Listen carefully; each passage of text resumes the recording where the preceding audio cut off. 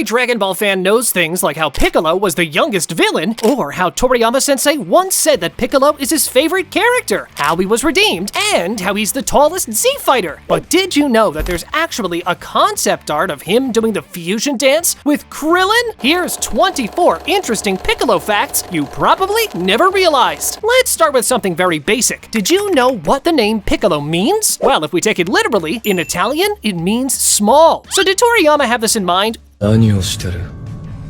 立てよ、父さん。 Or did he just give him this name just because it has a nice ring to it? Well, neither, to be honest. As a matter of fact, many Namekians are named after musical instruments.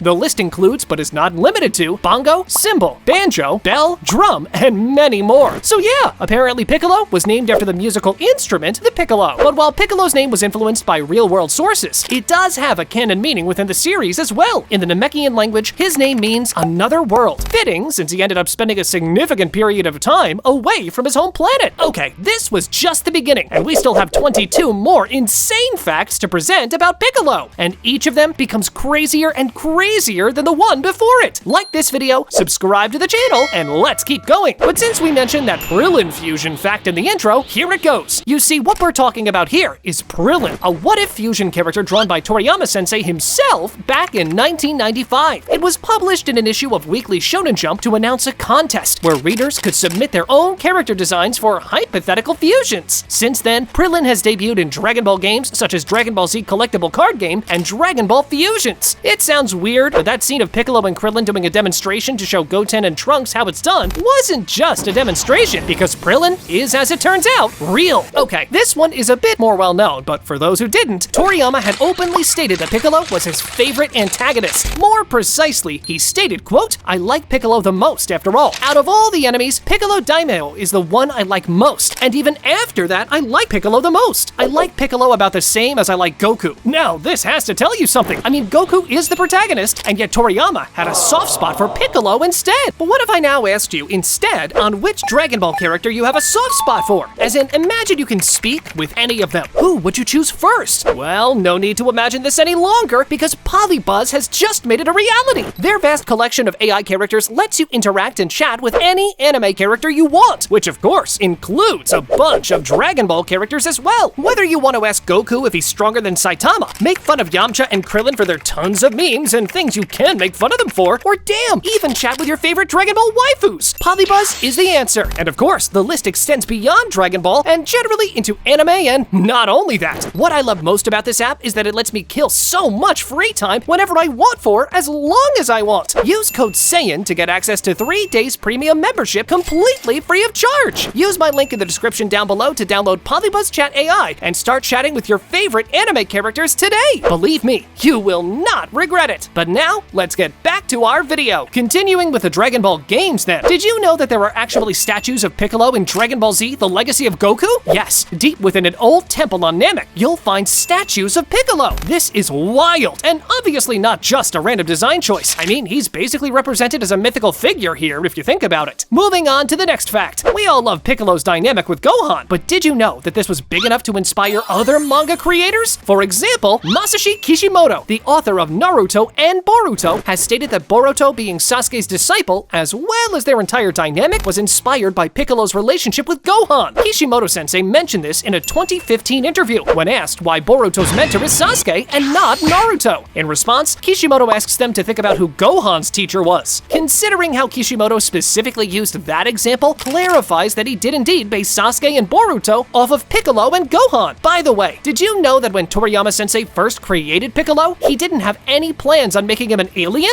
No, King Piccolo was simply supposed to be a demon. However, when he introduced Hami into the story as the Guardian of Earth, he decided to make them Namekians, aka aliens from another planet. Though this brings to mind another question. If it wasn't aliens, who did Toriyama base King Piccolo on? Well, he really wanted to create a truly evil character, so his editor gathered information about such truly evil figures from history. After going through them, Toriyama-sensei decided to base Piccolo on Emperor Nero of Rome, though this was just a part of it. it, because Toriyama-sensei was also apparently a big troll, as he went on to base Piccolo on his own editor gathering info for him. Yeah, that roast was from another planet, pun intended. Though, since we're on the topic of Piccolo's origins, not many fans know that his biological father, or should I say grandfather, makes appearances in the video games. The name is Katas. We learn about him in chapter 265 of the manga, where it is revealed that he was the father of the nameless Namekian who ultimately separated himself into Kami and King Piccolo. Now, in Dragon Ball Xenoverse 2, Katas is an actual character we get to see, though there are some consistency issues because Katas in the game is revealed to be the nameless Namekian himself. But oh well, it is what it is. So we'll take what we have here. For the next fact, let me point out that Piccolo hasn't just trained Gohan, he has also trained Goten, which means that he has trained both of Goku's sons. Plus, he trained Trunks when he trained Goten. And if we look at the superhero movie, Piccolo was seen training Pan. All of this means that Piccolo has trained every Saiyan hybrid who was old enough to be trained. If you agree that GT isn't canon, then we may see Piccolo training Vegeta's daughter Bulla too. At this point, Piccolo is just a babysitter and teacher hybrid. Okay, hear this next one, because I'm sure it's going to give every power scaler a headache. In Dragon Ball Z Supersonic Warriors, there's a plotline about Piccolo using the Dragon Balls to wish King Piccolo back to life, right? And as the story goes, he has to defeat King Piccolo. However, if he can do that, he's able to fuse with King Piccolo like he fused with Nail and Kami. This leads to the true final form of Super Namekian, which surpasses what we saw during the Cell Saga. Believe it or not, Piccolo immediately becomes as strong as Super Buu. So, what's up with that anyway? At number 11, let's talk about how Piccolo is the only known Dragon Ball Z character who has been shown to do CPR on screen. After hit on Goku, Piccolo takes control of the situation by attempting to revive Goku using CPR. This was genuinely kind of wholesome, but definitely something you'd naturally expect Piccolo to know. Next, we all know that Piccolo was the strongest Z fighter when he became Super Namekian after fusing with Kami. But did you ever realize that this has actually happened twice? Back in Namek, when he fused with Nail, he became the strongest Z fighter then as well. This is, of course, pretty badass by itself, but then it becomes even more impressive when you realize that Vegeta has actually never been the strongest fighter ever since he joined the Z Fighters. Piccolo has been the strongest twice. Gohan has also been the strongest twice, or even thrice, if you take that superhero movie literally. But as for Vegeta, he's never had that glory. Now, as we previously mentioned in our past video where we analyzed facts about Goku, May 9th is officially recognized as Goku Day in Japan. But here's the funny thing. In the context of the Dragon Ball world, May 9th is actually Piccolo Day within the anime itself. King Piccolo declared it to the entire world on live TV when he took the throne from the King of Earth. So yeah, there's that. This is also Piccolo's birthday. He was born the same day King Piccolo took the throne, which actually kind of means two things. Piccolo attempted world domination on his birthday, and he's actually way younger than most people realize, as when he was attempting world domination, he was basically a few hours, or at the most, a few days old. If you just looked at Piccolo, you'd probably never consider him a child. He's as big as an adult, sounds like one, and certainly acts like one. But as a matter of fact, Piccolo Jr. is not that much older than Gohan if you really think about it. Now, Piccolo stands out in one way that no other antagonist does. And did you ever realize how? Hear me out. He's the only one who achieved his villain goal. I mean, technically he did, right? He was going to avenge King Piccolo by killing Goku. And although the context was different, Piccolo was able to kill Goku. The only other antagonist that has achieved their goal is Beerus. His battle with Super Saiyan God did excite him after all, although this one is debatable because, as the Oracle's prophecy goes, neither Goku nor Vegeta have become Beerus's proper arch-rivals. At least, not yet. At number 16, let's talk about something that has only ever happened to Piccolo. He's the only character whose blood has actively changed its colors. You see, in the fight with Raditz, Piccolo's blood was red. As the story continues, his blood becomes purple. Then in Dragon Ball Super, it's green. But then again, in the superhero movie, Piccolo's blood is red once again. Yeah, his blood changed almost as many colors as Goku's hair. Another thing about Piccolo is that whenever you see him eating with the gang, he's just doing it for the sake of the company. I mean, Namekians only need one after all. So whenever Piccolo is seen eating something, it's the equivalent of people having a drink when going out just because everyone else is having something. And by the way, since we're at it, Piccolo's favorite food is thawed ice water from the North area. Alright, moving on to the next one.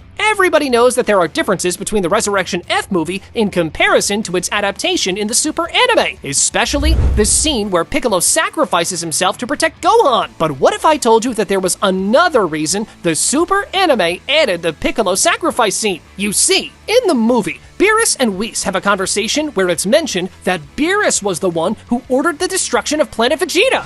Since Piccolo has superhuman hearing, he would have easily listened in on this conversation, and then it would have been awkward because his best buddies are Saiyans. Now, we all know that Piccolo became a full-grown adult by age 3, but in comparison to him, Dende has grown at a much more normal rate.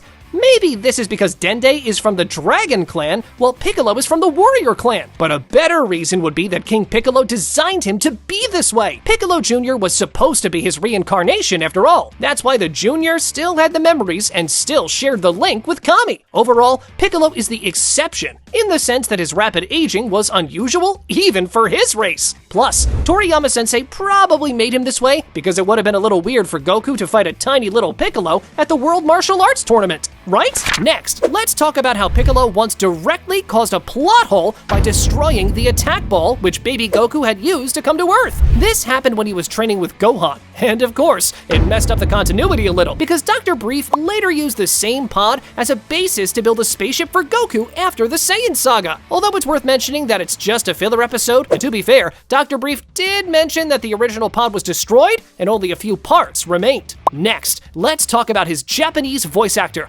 Toshio Furukawa. Did you ever realize which other popular characters he shares his voice actor with? Well, the most prime example has to be, of course, Ace from One Piece. But how about his English voice actor? Now, he voiced quite a few popular anime characters, and the list includes All Might from My Hero Academia, Baek Yoon-ho from Solo Leveling, Rora Noah Zoro from One Piece, Yami from Black Clover, Snake from Vinland Saga, and that's just the characters he voiced from other anime. He also voiced Vegeta, Karin, Yamcha, Shenron, Gogeta, King Vegeta, Vegito, and Super Shenron. Yeah, it's fair to say dude voiced half the cast of Dragon Ball, basically.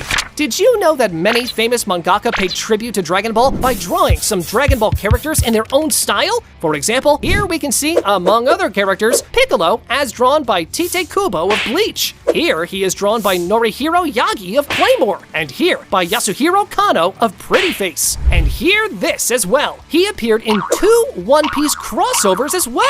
In this manga, which is called Cross Epic, Piccolo and Rora Noah Zoro are both swordsmen. Piccolo also shows up in another One Piece crossover called Dream 9 Toriko and One Piece and Dragon Ball Z Super Collaboration Special. In this anime special, Piccolo is seen cheering for Goku as he fights Monkey D. Luffy and Toriko. Click on this video next, where I'm putting each anime protagonist against the real modern army to see if they can defeat it or not. And of course, our list includes Son Goku as well. Go on, check it out!